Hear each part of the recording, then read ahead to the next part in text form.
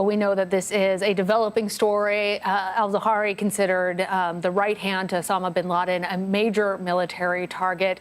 Nancy, thank you for bringing us up to date. You're welcome. California's largest wildfire so far this year has killed at least 2 people. The McKinney fire in Northern California started Friday. By Monday morning, it had already burned more than 55,000 acres. That's more than 85 square miles. Authorities say nearly 2,000 residents near the California-Oregon border have been forced to evacuate. One couple died trying to escape when their car was overcome by flames in their driveway. Rescue teams are now going door to door searching for anyone who may have been trapped. The McKinney fire is just one of more than 50 wildfires burning across the western half of the country. You can see some of the largest here. In Idaho, the Moose Fire has charred more than 56,000 acres. The Elmo Fire in Montana tripled in size over the weekend to more than 13,000 acres, forcing residents to flee. And back in California, the Oak Fire is still burning more than 10 days after it started. CBS News correspondent Jonathan Vigliotti is in Yreka, California with more. Jonathan, what do the weather conditions look like out there, and how is it impacting the fight against these fires?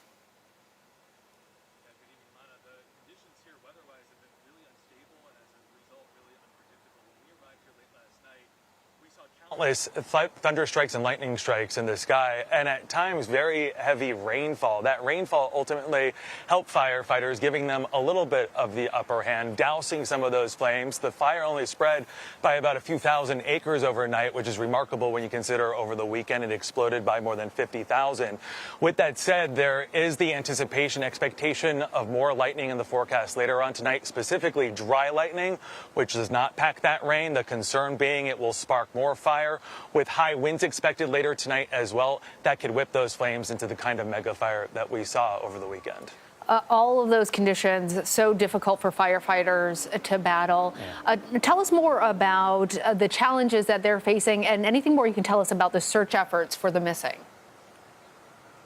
Yeah, I think the challenges are very unique to Northern California. When you're dealing with wildfires in such remote terrain, it's really difficult to access. You can see perhaps some of the smoke behind me. It's cleared out a little bit over the past half hour or so, but this fire is burning in a very remote canyon, which makes it very difficult for fire crews to access it on foot.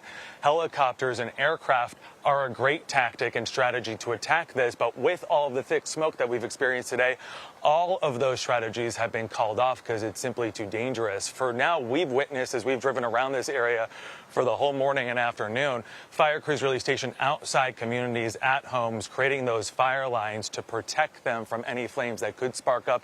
There is also that active search effort for people who are missing. We spoke with the Sheriff's Department earlier today. We noticed a lot of search and rescue crews in orange outfits walking around some of the scattered properties that were completely destroyed. We're told by the Sheriff's Department that dozens of people are still unaccounted for. So now they have that difficult task of going from door to door. In many cases, there aren't even doors around anymore, looking for people and possible victims as this active firefight continues as well tonight. And Jonathan, hoping you can also bring us up to date a bit about the latest with the Oak Fire. Yeah, so the Oak Fire started just over a week ago outside of Yosemite. It was expected to be fully contained by this past weekend. That did not happen. It's about 72% contained last time I checked CAL FIRE's website. That is still progress. Fire crews have made a lot of progress over the past week or so, gaining more of that containment with every single day. I think the expectation is at some point this week into the weekend, they will get full containment on that blaze. All right, Jonathan, thank you. At least 37 people have died in catastrophic flooding in Kentucky. But Governor Andy Beshear says hundreds still remain unaccounted for and more rain is on the way. Justin Michaels from our partners at the Weather Channel reports. I can see her face. Dramatic footage shows the moment 98-year-old grandmother May Ambergy was rescued by neighbors who fought fast-moving water to get her and others to safety. Her family from out of state watching helpless. I knew that they were very much in trouble. I did not know if my brother was alive for a while. Today, search and rescue operations continued, and over the weekend, Governor Andy Beshear visited the areas most impacted by extreme flooding. I've had to do a lot of things that are hard as governor, and that was certainly one of the hardest. With hundreds still unaccounted for, the death toll is expected to grow. Among the victims, children, including 4 from one family swept away from their parents, the youngest only 18 months old. Search and rescue teams have conducted more than 1,400 missions by boat and by air.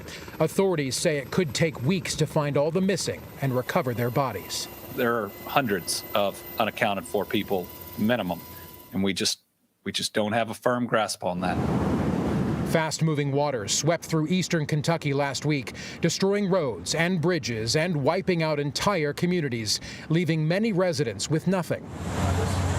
Jeremiah Fire Chief Wallace Bowling Jr. says his entire firehouse is destroyed. He spent 15 hours trapped on top of this rig, unable to communicate with anyone. I was trying to tell my mom and dad and my kids that, if I never spoke to them again, I loved them. And the bad news continues here in Kentucky. More rain forecast tonight. A flood watch goes in place tonight at 9 through 9 o'clock tomorrow morning. And with more rain, more problems. Remember, more rain that comes now, it has nowhere to go but up. Lana? Justin, thank you.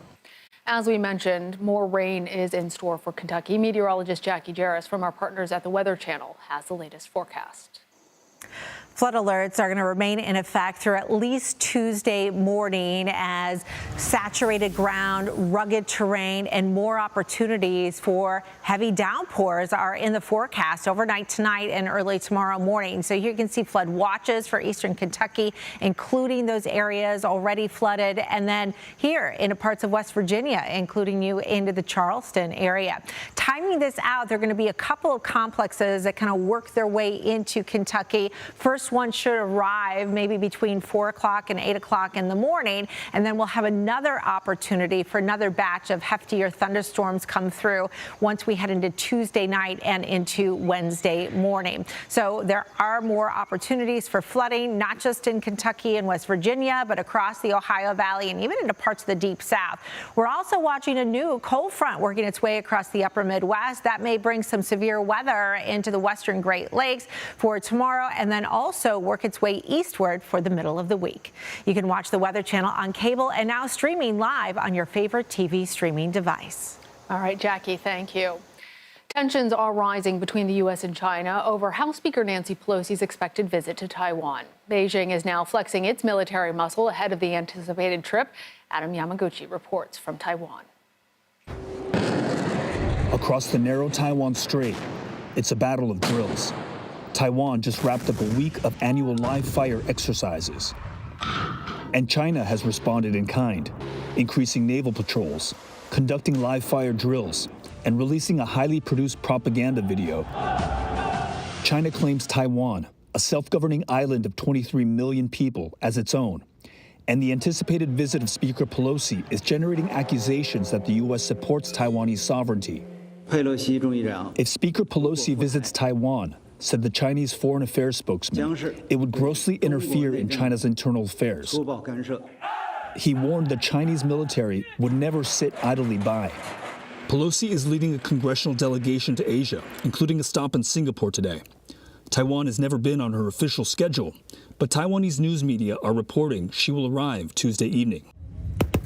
Against this political backdrop, Taiwan is getting prepared. The military exercises here included a mock amphibious invasion, insight into Taiwan's assessment of what a war with China might look like. The fact that we're seeing an amphibious assault suggests that the Taiwanese believe that the Chinese are going to try and take some of the outlying islands in the South China Sea and in the Taiwan Strait, and this is Taiwan's effort to take them back. Civilians are taking precautions too, learning life-saving skills as part of a volunteer emergency response team.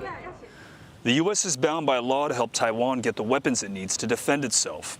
And the American military is now moving assets, including an aircraft carrier, in closer proximity to the island. Lana? Adam, thank you. For more on this, I am joined by Robert Ross. He is a professor at Boston College and a non-resident fellow at the Quincy Institute for Responsible Statecraft, which advocates for military restraint and diplomatic engagement. Robert, thank you for being here. Tell us, President Biden and President Xi had a very tense phone call last week, clouded by disagreements over Taiwan.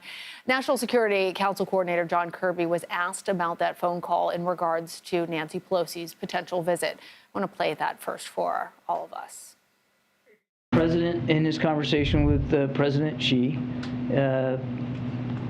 made clear that Congress is an independent branch of government and that Speaker Pelosi makes her own decisions, as other members of Congress do, about their overseas travel. That was made clear.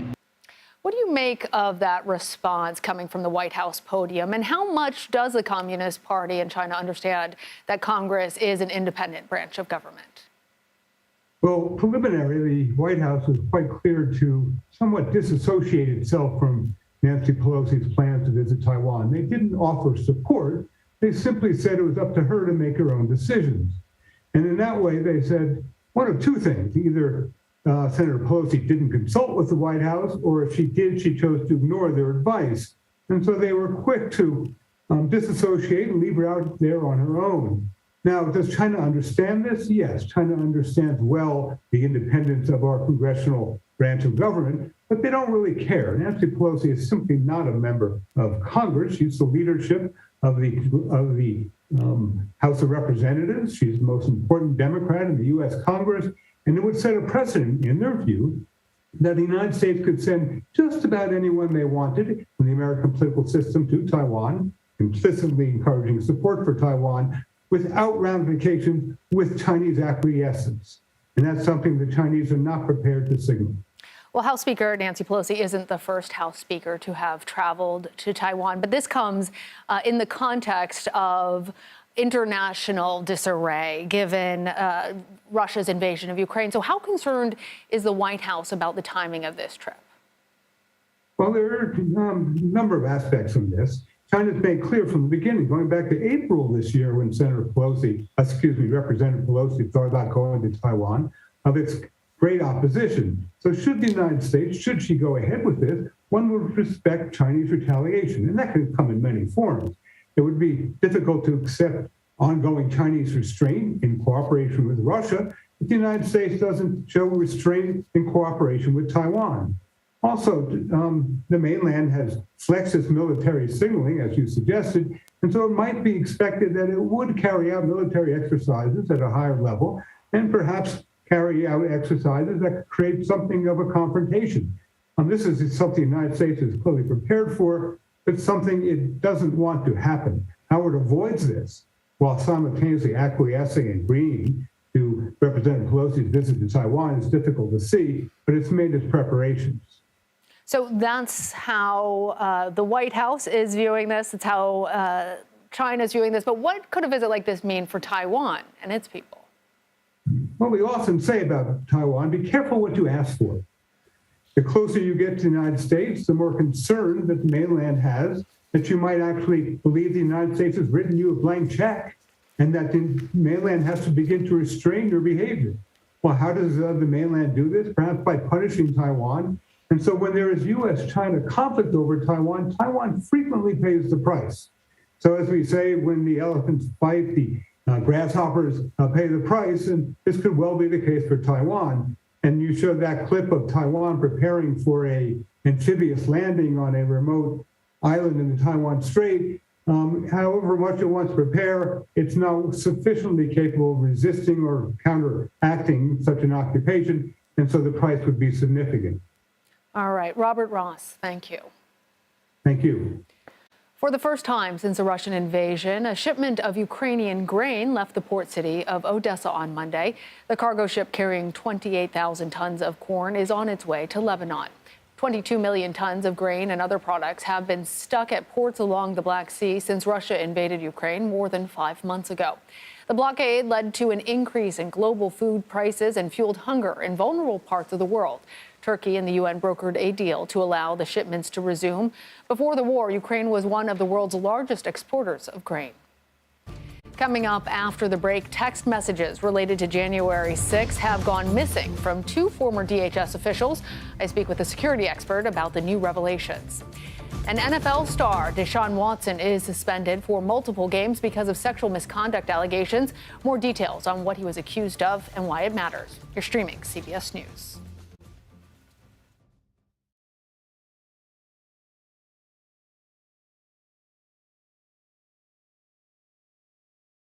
CBS News Sunday Morning with Jane Pauley on CBS.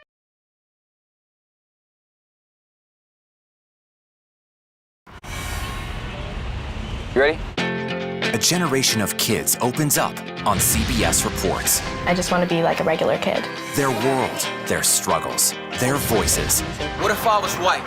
A lot of people like to call names and make you feel ashamed for being proud of who you are. Now streaming Gender. I did not realize that you could change your gender. Realizing how you feel. You can be a boy, sometimes you feel like a girl, sometimes you feel like both. Redefining who you are. Identify as trans. Gender fluid. Non-binary and queer. Is the idea of gender a thing of the past? And to be yourself, always, no matter what anyone says, I love you. Are the kids all right? Gender. Now streaming on the free CBS News app. I'm Norah O'Donnell in our nation's capital. We're here at the White House with the President of the United States. Thanks for having me. I appreciate it. You've never done an interview like this before. That's correct. Tonight, a congressional investigation sparked by reporting from CBS News. What's your message to consumers? They need help now. Tell him I feel it. The CBS Evening News with Norah O'Donnell from Washington, D.C. on CBS and streaming on Paramount Plus. We will witness yet another moment in history. Want to go someplace new? Yeah, you do. See something new. Learn something new. Meet someone new. Nate B in the house. There's always something new under the sun. CBS Mornings, weekdays. When weather is about to get extreme. We're talking about hail, we're talking about tornadoes, damaging winds. Every second counts. Let's now take a look at what that really means to you. That's why CBS News and the Weather Channel have come together to bring you virtual weather technology so advanced, so real. We can show you what it's going to look like when the storms come through. You'll see what will happen, where it will happen, before it does. Feel the forecast on CBS News. Time to get prepared.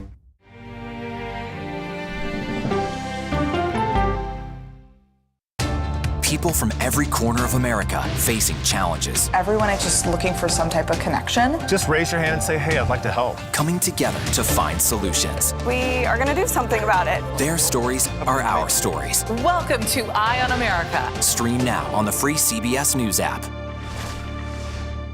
CBS News Sunday Morning with Jane Pauley on CBS. We have an inspiring story that started with a strange act of kindness. Yeah. We found it. You're kidding me! We got it. We share stories that lift you up and brighten your day. The Uplift. Stream on the free CBS News app.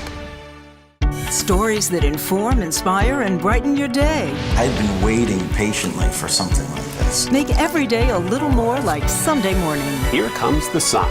Stream on the free CBS News app Tuesday mornings.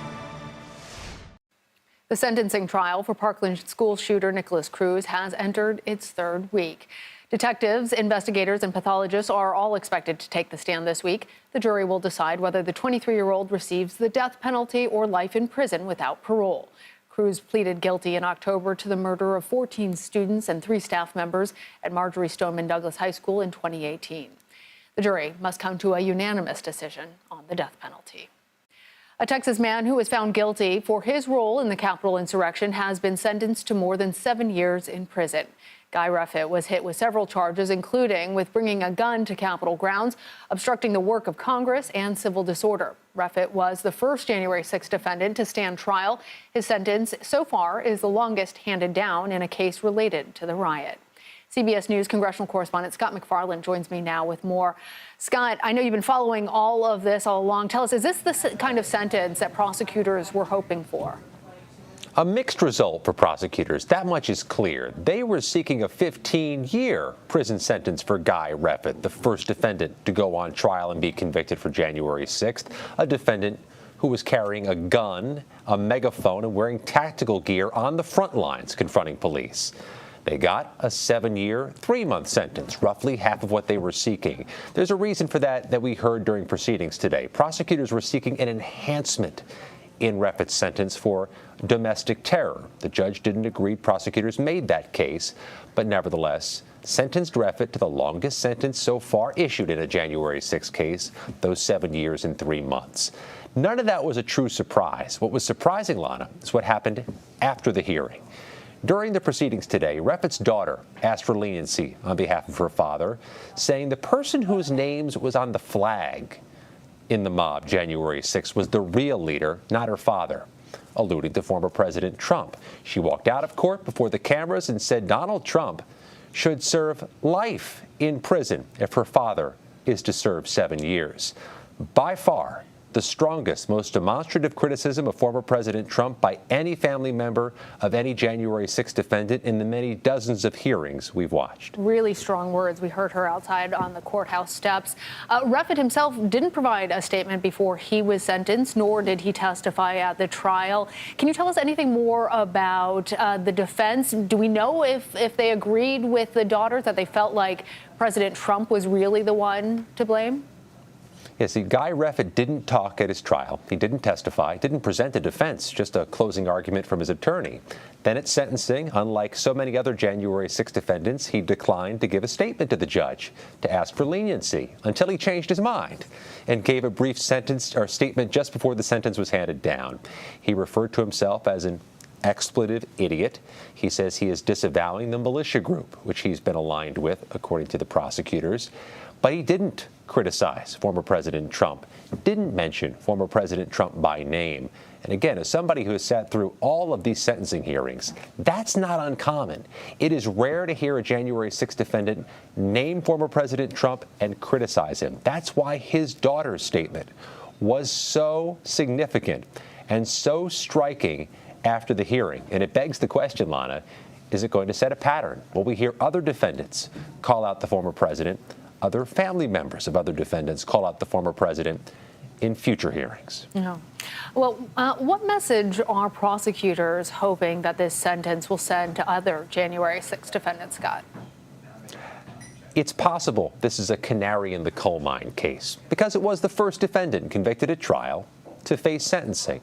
Maybe there was a marker that was going to be laid down for future defendants, and perhaps there was.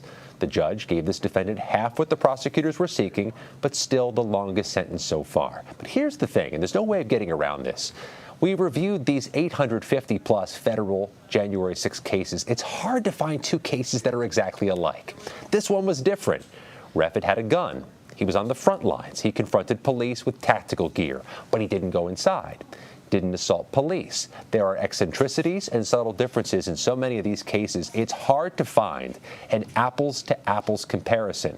So maybe it's difficult to lay down a marker or be a canary in the coal mine moving forward. But we know this for sure, Lana. There are several hundred more defendants who've yet to face trial, yet to face sentencing, and we're told by the Department of Justice there are hundreds more arrests still likely. Well, before I let you go, Scott, there was a lot of anger and frustration from veterans and advocates last week after a bill that would expand health care to those exposed to toxins and burn pits failed in the Senate. Senator Pat Toomey, one of several Republicans who voted against the legislation, explained his decision on Sunday's Face the Nation. No, the Republican votes didn't change on the substance of the bill. Republicans have said, we want an amendment to change a provision that has nothing to do with veterans' health care. The Republicans support this. The Democrats added a provision that has nothing to do with veterans' health care, and it's designed to change government accounting rules so that they can have a $400 billion spending spree. But my amendment, if I'm allowed to offer it, will take out that provision and will not reduce veteran spending by a dime. So tell us, where does the legislation go from here? It's possible there are votes this week. This is a procedural dispute in the Senate. Procedure's quite important. That's what they do in the Senate. They argue over and try to fix procedures. But the political reality is clear. I was with the protesters outside the Capitol today talking to them. Even they're optimistic there'll be a vote this week. It's likely to pass. It is politically untenable for senators to stand between veterans who may be suffering cancer, bronchitis, sleep apnea, breathing problems because of toxins, and the benefits they need. The Congress has queued up this bill to loosen the restrictions, to make it easier for veterans to get these benefits. No senator wants to be caught standing between veterans and these benefits. This will get ironed out, likely sooner than later. Absolutely. All right, Scott, thank you. We are now learning more about text messages that went missing from government phones after the January 6th insurrection. The watchdog group Project on Government Oversight and the Washington Post first reported the lost messages. They were on phones belonging to two top Department of Homeland Security officials, Acting Secretary Chad Wolf and Acting Deputy Secretary Ken Cuccinelli. The messages were reportedly lost after their phones were reset after leaving office. This news comes just a month after it was revealed Secret Service text messages related to January 6th had also been erased. For more on this, I want to bring in Lindsay Gorman. She is a senior fellow at the Alliance for Securing Democracy, a nonpartisan national security advocacy group. Lindsay, from a security standpoint, what's concerning to you about how both the Department of Homeland Security and Secret Service have handled the preservation of sensitive material? And was it really left up to these individuals as opposed to something that could be done on a bigger level?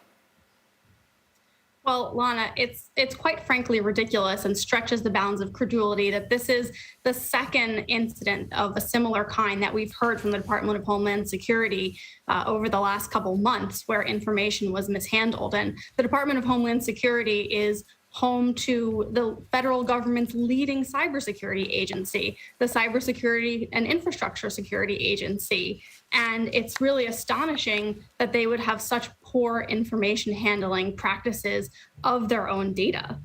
So this is really cybersecurity 101. Small companies, large companies, mid-sized companies and organizations all regularly go through data migrations. They all have employees join the organization and leave the organization and give up their devices. They all back up the data. So this is really a failure from DHS and the Secret Service to do that. Lindsay, I'm going to have to pause you for just a moment. As our viewers know, we are waiting to hear from President Biden. We're going to have a special report coming up in just a moment.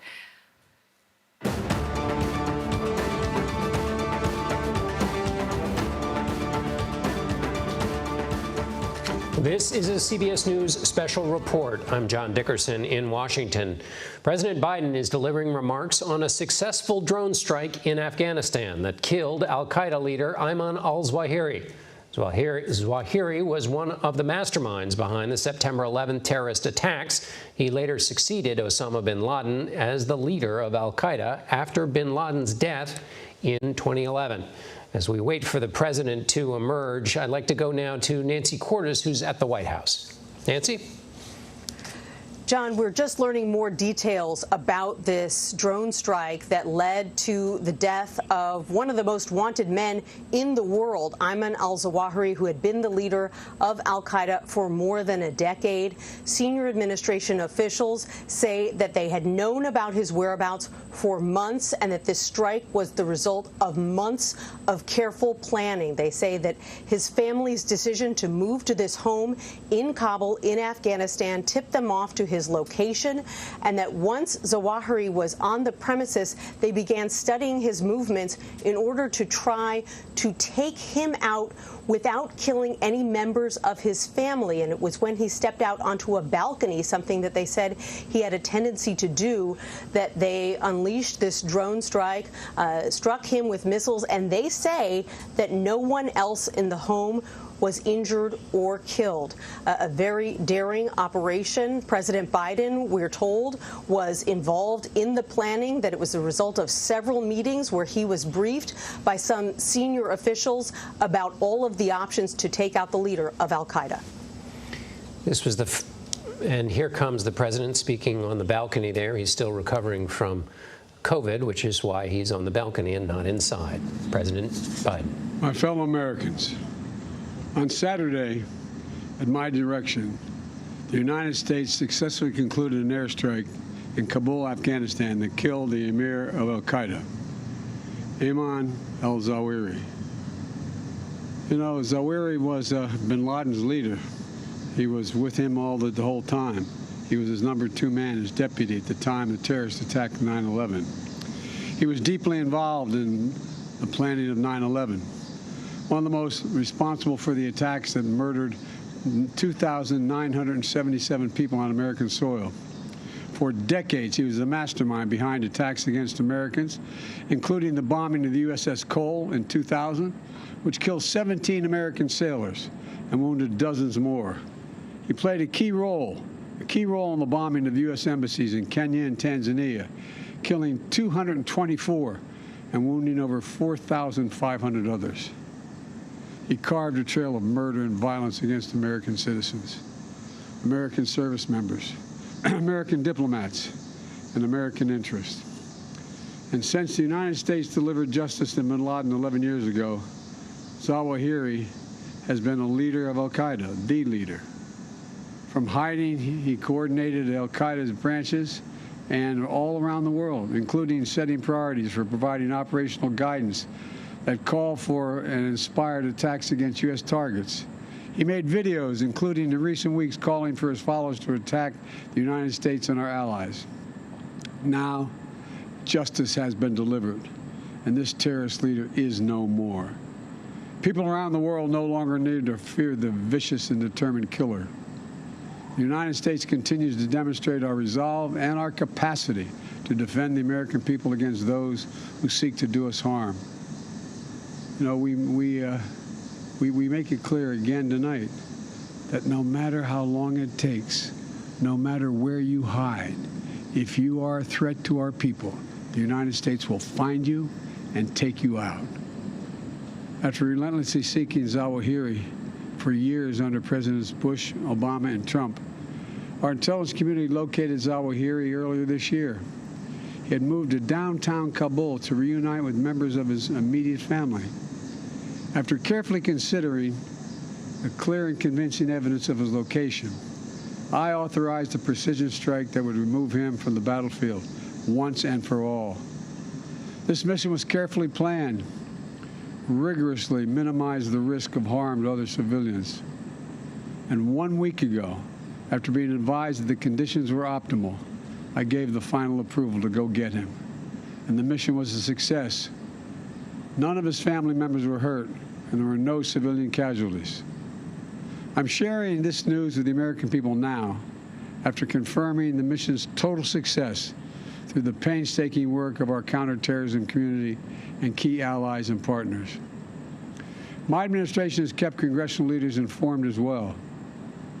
When I ended our military mission in Afghanistan almost a year ago, I made the decision that after 20 years of war, the United States no longer needed thousands of boots on the ground in Afghanistan to protect America from terrorists who seek to do us harm. And I made a promise to the American people that we continue to conduct effective counterterrorism operations in Afghanistan and beyond. We've done just that. In February, our forces conducted a daring mission in Syria that eliminated the emir of ISIS. Last month, we took out another key ISIS leader. Now we have eliminated the emir of al-Qaeda. He will never again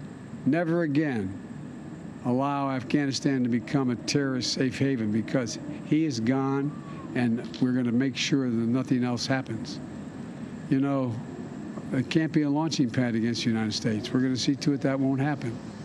This operation is a clear demonstration that we will, we can, and will always make good on the solemn pledge. My administration will continue to vigilantly monitor and address threats from al-Qaeda, no matter where they emanate from. As Commander-in-Chief, it is my solemn responsibility to make America safe in a dangerous world. The United States did not seek this war against terror. It came to us, and we answered with the same principles and resolve that have shaped us for generation upon generation: to protect the innocent, defend liberty, and we keep the light of freedom burning, a beacon for the rest of the entire world, because this is a great and defining truth about our nation and our people. We do not break. We never give in. We never back down.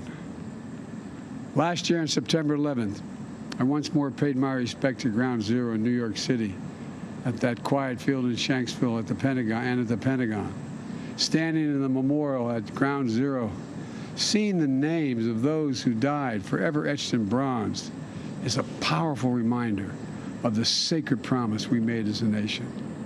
We will never forget. The memorial also bears the quotation from Virgil: "No day shall erase you from the memory of time. No day shall erase you from the memory of time." So we continue to mourn every innocent life that was stolen on 9/11 and honor their memories. To the families who lost fathers and mothers, husbands, wives, sons and daughters, brothers and sisters, friends and co-workers on that searing September day, it is my hope that this decisive action will bring one more measure of closure. No day shall erase them from the memory of time. Today and every day, I'm so grateful for the superb patriots who serve the United States intelligence community and counterterrorism communities. They never forget. And those dedicated women and men who tirelessly work every single day to keep our country safe, to prevent future tragedies. It is thanks to their extraordinary persistence and skill that this operation was a success. They've made us all safer. And to those around the world who continue to seek to harm the United States, hear me now. We will always remain vigilant, and we will act, and we will always do what is necessary to ensure the safety and security of Americans at home and around the globe. Today, we remember the lost. We commit ourselves to the safety of the living, and we pledge that we shall never waver from defending our nation and its people. Thank you all, and may God protect our troops and all those who serve in harm's way. We will never give up. President Joe Biden there announcing the operation, that the drone strike that killed al-Qaeda leader Ayman al-Zawahiri, saying that of the United States, we do not break, we never back down. Let's go back to Nancy Cordes, who's there at the White House. Nancy?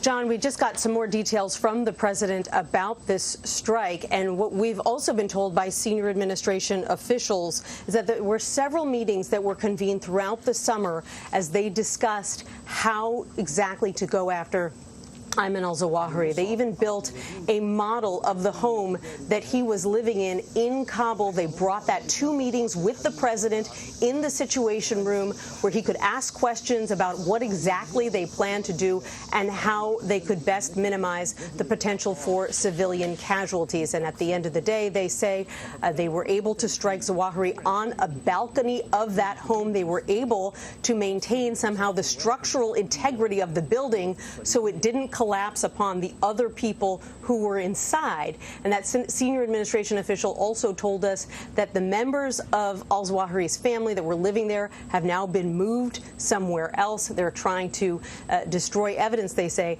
that he was ever there, because it obviously creates some major questions for the Taliban about whether they were harboring this al-Qaeda leader in the capital city, in Kabul, and whether they knew that he was there. John?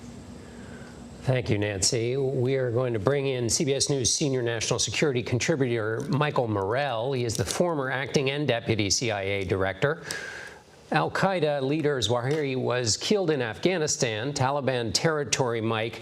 So, and just to talk to viewers about what they're looking at there, it is the FBI most wanted poster that now has deceased underneath a picture of al-Zawahiri.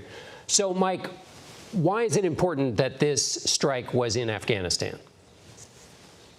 So it was important that it was in Afghanistan because it's really hard, John, for me to believe that Zawahiri was in Kabul without the knowledge of at least some of the Taliban leadership. So this idea, right, that the Taliban would break with al-Qaeda, Taliban 2.0 would break with al-Qaeda, I think, has been shown to be false. Most counterterrorism experts expected that the relationship would continue. I think that it shows it. I think the value of this strike is largely, John, in making clear to any other al-Qaeda individuals in Afghanistan that they need to worry about their security. It's pretty clear that Zawahiri was living there, fairly openly, not trying to hide in this home, coming out onto the balcony. So the message this sends is that if you're an al-Qaeda individual and you're in Afghanistan, you got to worry about your security. And I think it underscores, John, that, what the president said a year ago, that it's going to be possible to conduct counterterrorism operations over the horizon has been proven to be true. And so, that's true of because that was a major policy shift to, and so your view is that this is a positive read on the U.S. ability to make strikes without having ground troops in Afghanistan or anywhere else that counterterrorism operations would take place. So once we left, a number of people questioned whether we'd be able to continue to conduct operations there, and I was one of those. Right, I questioned whether that would be possible. But I think this shows two things. One is that our focus remains on al-Qaeda in Afghanistan, and that's an important thing in a world where we are focused on Russia and Ukraine, and we're focused on China. It's a good thing that we stay focused on al-Qaeda in Afghanistan. And number two, it shows that we can collect evidence, that we can collect intelligence over the horizon, and that when we have that intelligence, we can act over the horizon to protect our security. All right, Mike Morrell, thank you so much for that analysis. Our coverage of al-Qaeda leader al-Zawahiri's death will continue on CBS News Streaming and your local news. We leave you with a look at Lower Manhattan and One World Trade Center. All those that plotted the attack are either dead or captured. One World Trade stands as the tallest building in the Western Hemisphere, a reminder of the resilience of New York City and the American people. This has been a CBS News special report. I'm John Dickerson. We have just heard those remarks from President Biden saying he authorized that strike on al-Zawahiri on Saturday.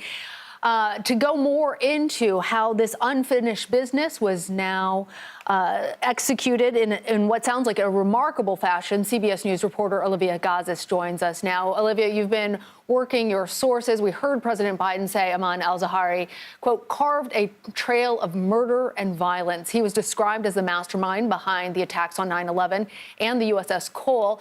What impact will his death have on al-Qaeda? Well, sure, Lana. So he was second in command of al-Qaeda while Osama bin Laden was alive. He was deputy. But after his death, he became the leader of al-Qaeda. He was always referred to as the sort of intellectual force behind the group's ideology. And he played an integral part, as you mentioned, in plotting 9/11 and had the blood of thousands of Americans on his hands. He was sort of a figurehead leader after the elimination of bin Laden. He wasn't known to be charismatic. His writings were very onerous. He was less inspirational, but he was still very functional. Senior officials said tonight that he was actually assessed to still be in charge of al-Qaeda, urging attacks on the U.S. and reinforcing and prioritizing that the U.S. was a key enemy of al-Qaeda, which is what made him a valid target in this strike. Olivia, you've really been digging into the counterterrorism operation that was behind this. What more have you learned? Sure. So CBS News has confirmed that it was a strike carried out by the CIA. It was not the military. And officials made clear tonight that it was months in the making. Over the course of May, June, and July, American intelligence agencies were refining its leads until apparently this intelligence was ironclad. As you heard, Zawahiri was being kept in a Haqqani safe house in downtown Kabul, and officials said that senior Haqqani Taliban were aware of his presence there. They didn't go into details about who that was or how extensive that knowledge was. The strike took place at 9:48 Eastern Time on July 30th by a drone. 2 Hellfire missiles targeting Zawahiri when he stepped out on the balcony, and multiple streams of intelligence, meaning signals intelligence, sources on the ground, perhaps aerial intelligence, confirming that the strike killed Zawahiri and nobody else, is what the administration has told us tonight. It is remarkable that they were able to do this, and it is quite a coup, given how many doubts were raised in the aftermath of the withdrawal from Afghanistan by the United States about how counterterrorism operations were going to work. Well, that's part of what is so remarkable about this, Olivia, that he had stepped out onto the balcony. As we heard from our colleague Nancy Cordes, the structural integrity of the building was preserved. There were no other fatalities, just al-Zawahiri. And given the context of this counterterrorism operation taking place in Afghanistan just about a year after the Taliban took over the government, and those questions about how the United States would be able to function, tell us more about the significance of that. Absolutely. And just, to pause for a moment on the magnitude of an operation like this, I mean, I've been talking to former intelligence officers, some of whom literally dedicated their lives to the pursuit of al-Zawahiri, had friends who lost their lives trying to track him down. And they are in tears at this moment. It is really an emotional and a meaningful time for the intelligence professionals who have been, again, working so hard to not only identify where he is, but to eliminate him from the leadership of al-Qaeda. As you mentioned, it's the first strike that the U.S. has taken in Afghanistan since that chaotic withdrawal. And the images that we have of that withdrawal are that it was messy, that it was not controlled, and it posed real questions about how we were going to keep an eye on the potential reconstitution of terror networks like al-Qaeda in Afghanistan, notwithstanding some of the assurances that the Taliban had made at the time that they were going to sever ties, that they were, effectively going to prevent the reconstitution of al-Qaeda. Obviously, this detail that al-Zawahiri was in fact in downtown Kabul with the knowledge of at least some senior Haqqani Taliban officials raises real questions about whether those ties were actually severed. Such a major development. Olivia Gazis, thank you. We will be right back after a quick break. You're streaming CBS News. CBS News Sunday Morning with Jane Pauley on CBS.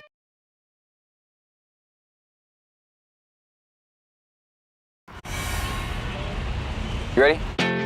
A generation of kids opens up on CBS Reports. I just want to be like a regular kid. Their world, their struggles, their voices. What if I was white? A lot of people like to call names and make you feel ashamed for being proud of who you are. Now streaming Gender. I did not realize that you could change your gender. Realizing how you feel. You can be a boy, sometimes you feel like a girl, sometimes you feel like both. Redefining who you are. Identify as trans. Gender fluid. Non-binary and queer. Is the idea of gender a thing of the past? And to be yourself, always, no matter what anyone says, I love you. Are the kids all right? Gender. Now streaming on the free CBS News app. I'm Nora O'Donnell in our nation's capital. We're here at the White House with the President of the United States. Thanks for having me. I appreciate it. We've never done an interview like this before. That's correct. Tonight, a congressional investigation sparked by reporting from CBS News. What's your message to consumers? They need help now. Tell them I feel it. The CBS Evening News with Nora O'Donnell from Washington, D.C. on CBS and streaming on Paramount Plus. We will witness yet another moment in history. Want to go someplace new? Yeah, you do. See something new. Learn something new. Meet someone new. Nate B in the house. There's always something new under the sun. CBS Mornings, weekdays. When weather is about to get extreme. We're talking about hail, we're talking about tornadoes, damaging winds. Every second counts. Let's now take a look at what that really means to you. That's why CBS News and the Weather Channel have come together to bring you virtual weather technology so advanced, so real. We can show you what it's going to look like when the storms come through. You'll see what will happen, where it will happen, before it does. Feel the forecast on CBS News. Time to get prepared.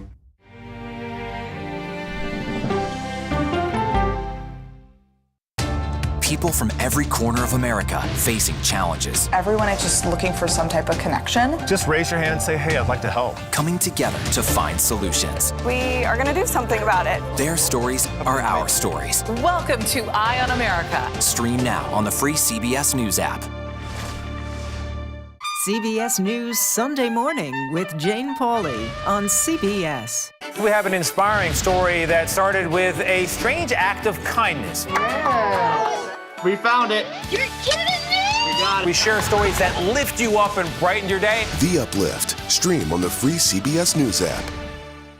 Stories that inform, inspire, and brighten your day. I've been waiting patiently for something like this. Make every day a little more like Sunday morning. Here comes the sun. Stream on the free CBS News app Tuesday mornings.